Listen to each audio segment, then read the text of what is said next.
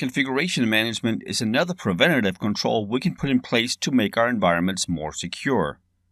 Whenever we get new systems or we build new systems, as a default, they're most often completely open. Every port is open, nothing is patched. So we would develop a long list of ports that would close, the services we would disable, accounts to delete or at least lock, and then we would apply all the patches. In pretty much any place I've ever worked, we had a server hardening document. But from many other devices, we did nothing. We just left the defaults where they were.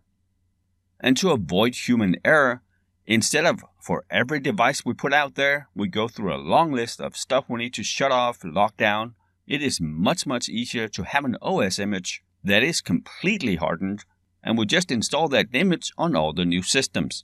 Whenever we find new vulnerabilities, more patches have been applied, or whatever we have done that's changed, we build a new image. Because if we just have people do it every time we build a new system, first off, it's gonna take a ton of time. And secondly, it's really easy to miss something.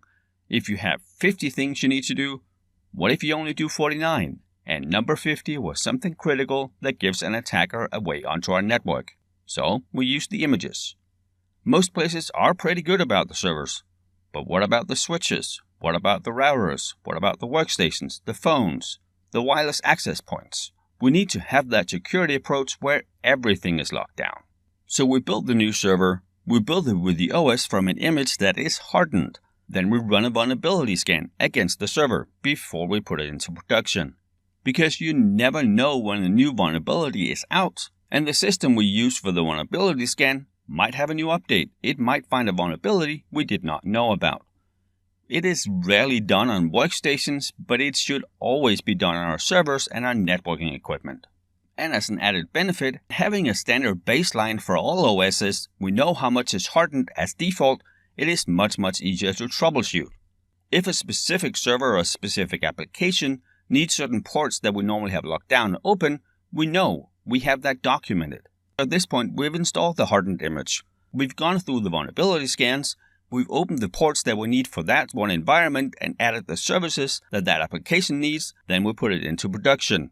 Once it is into production, we now monitor all the changes that are made away from the security baseline to make sure that no administrator does something they're not supposed to. I have worked in many places where administrators have gone in and changed things they shouldn't just because we want to make it work. It's easier than going through the entire process of finding the right fix. But we also need to make sure that we didn't leave any vulnerabilities open. If an attacker notices that, even if we've done a hardening, even if we've done a vulnerability scans, it might be an easy target.